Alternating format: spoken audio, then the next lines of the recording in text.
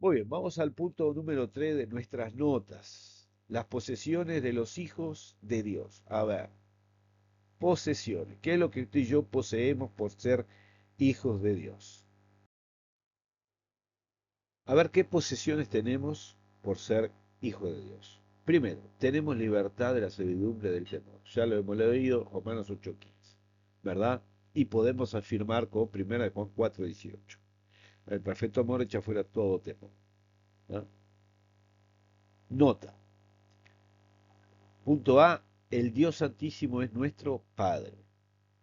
Y eso nos demuestra o nos tiene que dar la confianza de que dos cosas, que somos libres y esa libertad quita todo afuera, todo temor, toda duda, todo aquello que nos pueda afectar en lo terrenal si nuestra esperanza y nuestra fe no es celestial. Aún la muerte significa solamente la entrada a la casa de nuestro Padre. Ni siquiera la muerte nos puede separar del amor de Cristo, como dice en Romanos 8. Así que la muerte para el creyente es una transformación. Es eso, es volverse a la casa del Padre. Hace un tiempo atrás, pensando en compartir una palabra, tomé la referencia del hijo pródigo para el hijo volviendo a la casa del Padre. ¿Verdad? Tomando como referencia de que el hijo pródigo saliendo representa a Adán cayendo en pecado, que esa vida que llevó el hijo pródigo representa la vida que tú y yo llevamos terrenalmente, y cuando tú y yo nos arrepentimos de la vida y nos damos cuenta de que en Dios hay salvación, nos volvemos a la casa del Padre.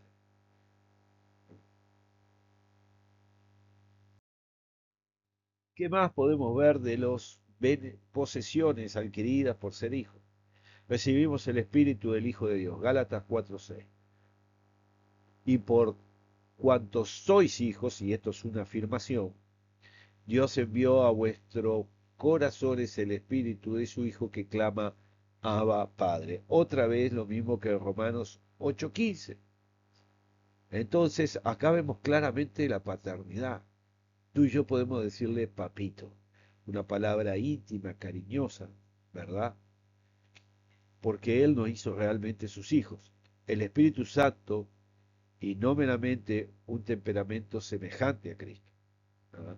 No es que nos parezcamos a- al Hijo de Dios, por eso somos hijos, no, somos hijos. Este espíritu nos hace consciente de la filiación y la obediencia de un hijo. O sea, el Espíritu Santo, que es una persona, ¿verdad? A veces uno escucha tantas enseñanzas, tantas canciones sobre el Espíritu Santo, tantas oraciones refiriéndose al Espíritu Santo, y lo menos que escucho en esas enseñanzas, canciones o oraciones es que Él es una persona. Hacemos entender que Él es un poder de Dios, que Él es la manifestación de la gloria de Dios, que Él es un hacedor de milagros, pero siempre lo estamos alejando de que Él sea una persona, y una persona que vive y habita en mí. Y eso es lo que usted y yo tenemos que tener claro. Como somos hijos de Dios y tenemos que tener claro nuestra afiliación, la paternidad divina, también tenemos que tener claro que somos templo.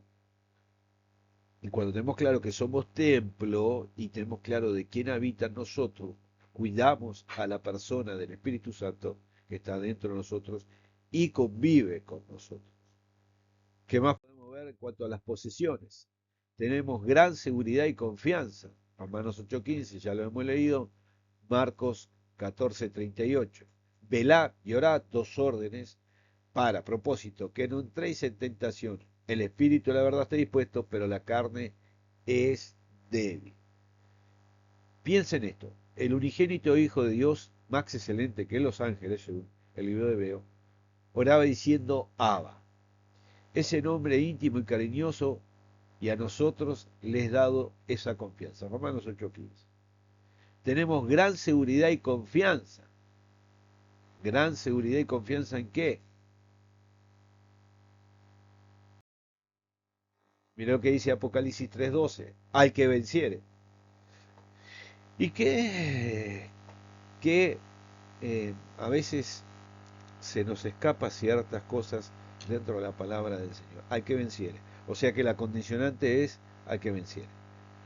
Yo le daré, yo le haré una columna en el templo de Dios y nunca más saldrá de allí. Esto me da confianza porque me planta en la eternidad para la eternidad. Escribiré sobre él en el nombre de Dios y el nombre de la ciudad de mi Dios, la nueva Jerusalén, cuando descienda del cielo de mi Dios y mi nombre nuevo. Entonces, dentro de las figuras literarias que vamos a encontrar en el Apocalipsis, vemos que aquellos que vencen que el pecado, las tentaciones, ¿verdad? El pecado en cuanto a vencer las tentaciones, a no consumar el pecado, ¿verdad? Vemos que aquellos que se arrepienten también son vencedores. Y esto no es una promesa de eterna, es una promesa de la condición es vencer. Pero si usted y yo vencemos, mire cuántas promesas tiene ese versículo 3:2. Esto tiene que dar seguridad y confianza en nuestro corazón. Las posesiones de hijo de Dios, seguimos en el punto número 3, tenemos derechos de herederos, siendo coherederos con Cristo, Romanos 8:17, Gálatas 4:7. Mire lo que dice Romanos 8:16 y 17. El Espíritu mismo da testimonio a nuestro espíritu que somos hijos de Dios y si hijos, también herederos, herederos de Dios y coherederos con Cristo. Si es que, acá donde se complica, mire que la condicionante, padecemos juntamente con Él, propósito, para que juntamente con Él seamos glorificados. Qué bueno es poder examinar este versículo que es más profundo de lo que se ve a simple vista.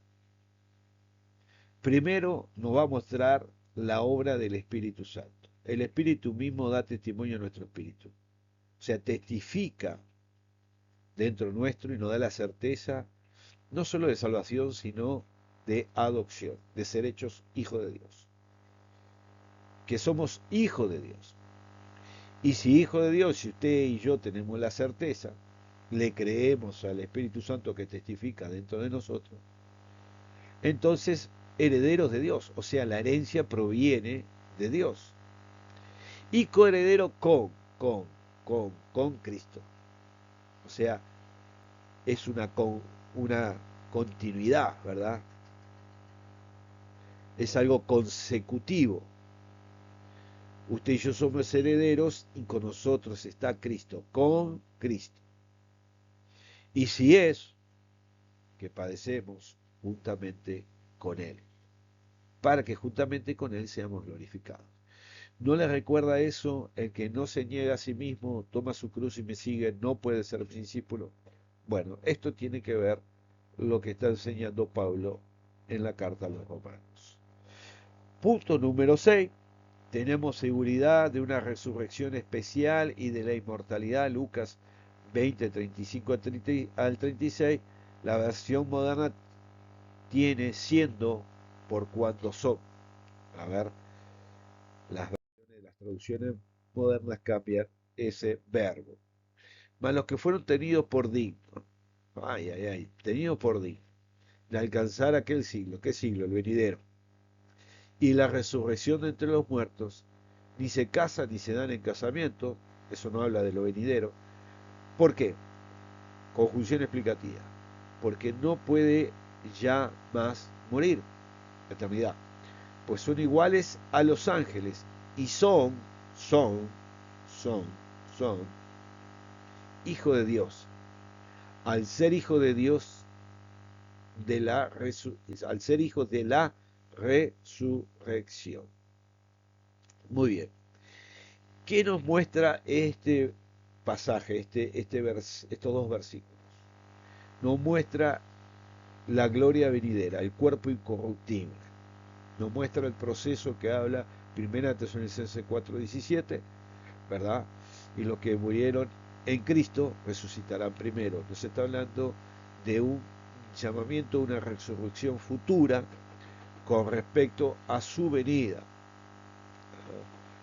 Entonces, hermanos, esto nos tiene que dar certeza y convicción en cuanto a la obra de salvación en nuestras vidas.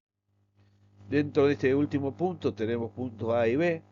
Esta última posición doble, ¿por qué doble? Ahí está la explicación, porque tenemos seguridad en el tiempo presente y la resurrección e inmortalidad en el tiempo futuro. Son en sí bendiciones futuras.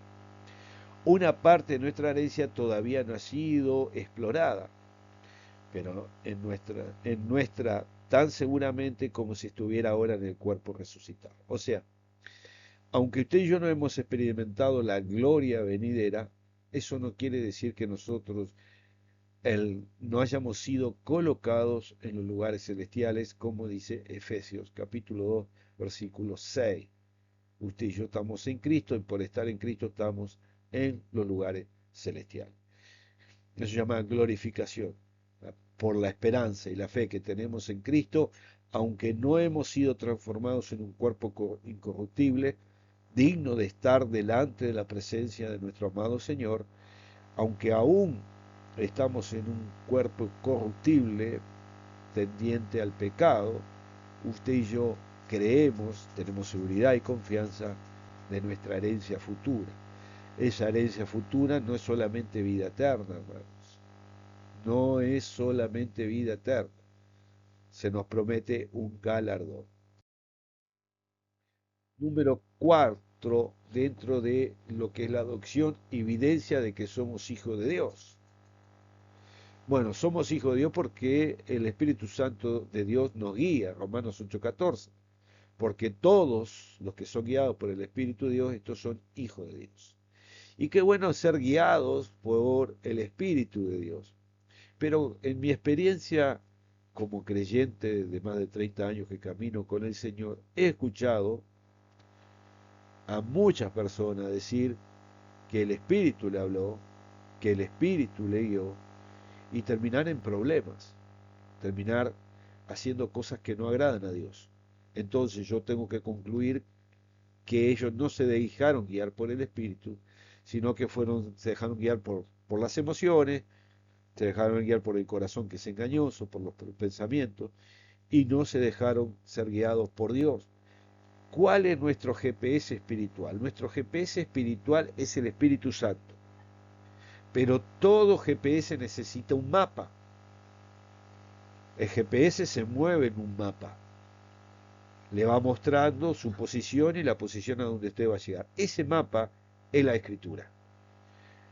Un cristiano divorciado del estudio de la palabra no va a ser guiado por el Espíritu. ¿Por qué? Porque él no está buscando que su camino sea alumbrado a través de la palabra, que su corazón sea limpiado a través de la palabra.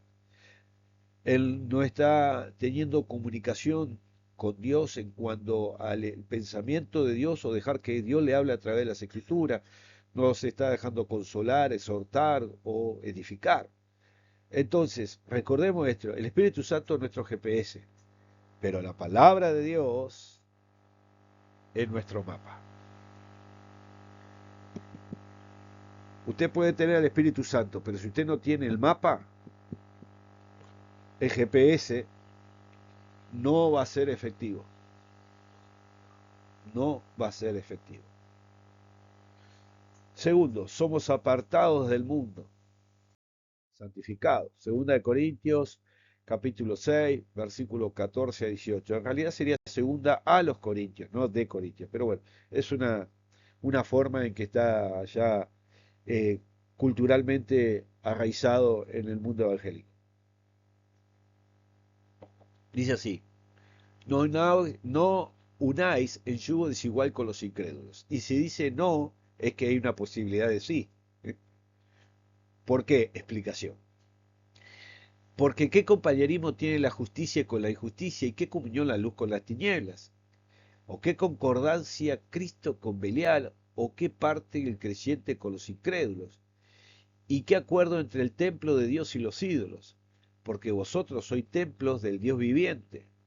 Como dijo, como Dios dijo, habitaré y andaré entre ellos y seré su Dios y ellos serán mi pueblo. Por lo cual salid del medio de ellos, apartaos, dice el Señor, y no toquéis un mundo, y yo recibiré. Y seré, promesa futura, para vosotros por Padre, y vosotros me seréis hijos e hijas, dice el Señor Todopoderoso.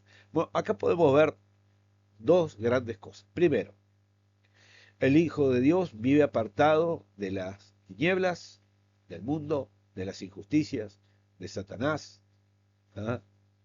De los incrédulos. Y no solo eso, no, eso me habla de condición de vida, conducta de vida, ¿verdad? Forma de vivir.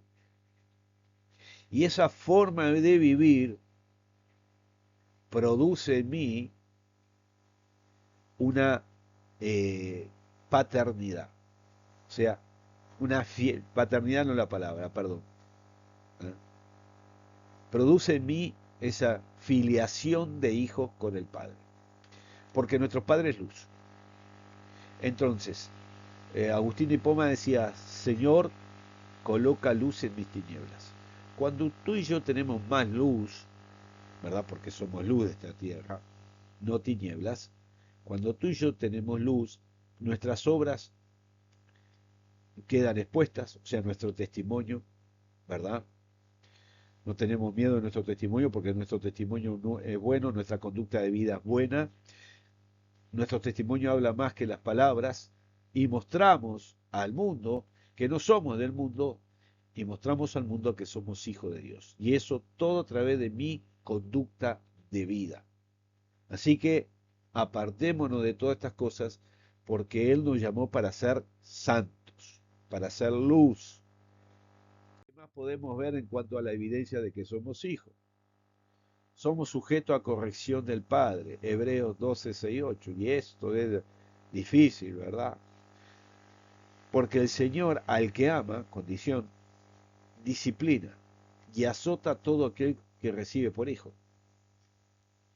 Así que el parte de la paternidad no es solamente que Dios nos brinda todo, que Dios nos cuida como padre, que Dios nos ama como padre, que Dios nos tiene un afecto, ¿verdad? Eh, una afiliación con nosotros, sino que también es un padre que corrige.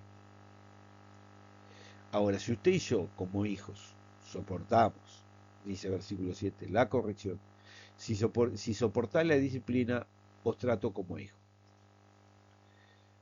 Estamos en una sociedad donde se ha tergiversado los roles de padre, hijos, hijos y padres, ¿verdad?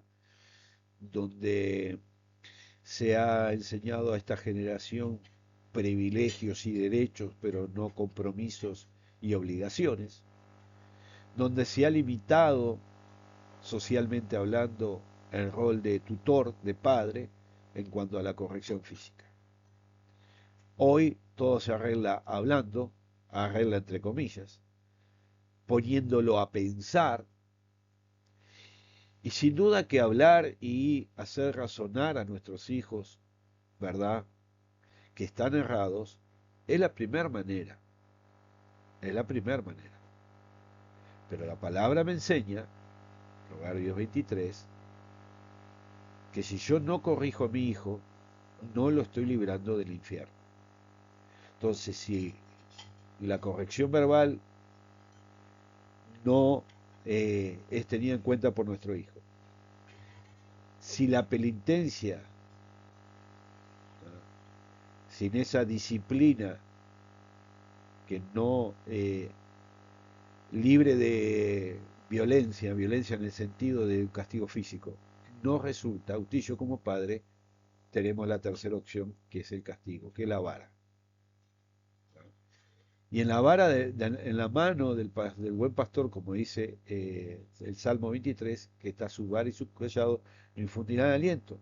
En la figura del pastor, la vara era para ahuyentar las fieras, era para que no dejar que las fieras atacaran a las ovejas. Y el cayado, como usted bien sabe, era para levantarlas cuando caía, para sostenerlas, para guiarlas. Pero en la mano del Padre la vara es corrección. Y si usted y yo, siendo hijos pecadores, por lo tanto no hijos buenos, por más que tengamos el concepto algunos de nosotros, sí, no, yo fui un buen hijo, aceptamos el castigo de nuestros padres como parte de la disciplina y como consecuencia de nuestras travesuras y pecados, ¿cuándo más si somos hijos de Dios? Como dice Job, recibiremos solo lo bueno de Dios y no lo malo, haciendo una salvedad y entre comillas, la corrección o la disciplina no es mala, es una demostración de amor. Si soportar la disciplina, Dios trata como a hijos. ¿Por qué?